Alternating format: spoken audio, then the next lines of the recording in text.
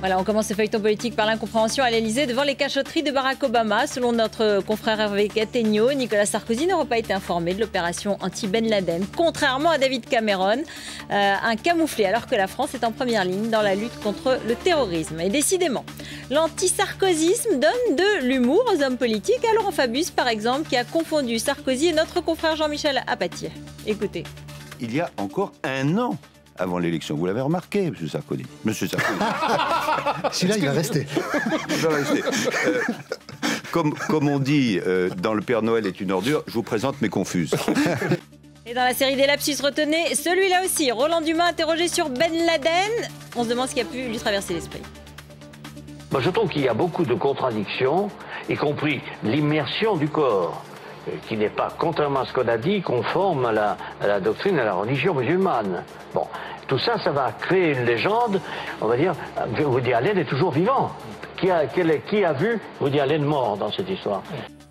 Voilà, Woody Allen pour Ben Laden, c'est du Roland Dumas. Bonsoir Benjamin Olassène. À l'heure du bilan des 4 années du président Sarkozy, François Fillon endosse la robe d'avocat pour le président et il fait son éloge. Oui, François Fillon, qu'on accusait il y a quelques semaines à l'UMP de ne pas jouer collectif, eh bien aujourd'hui il a défendu le bilan de Nicolas Sarkozy en parlant de révolution culturelle, mais plus surprenant, il a défendu l'homme. Naturellement, j'entends les critiques à l'égard du président. Je veux dire qu'elles sont injustes et qu'elles sont souvent très basses.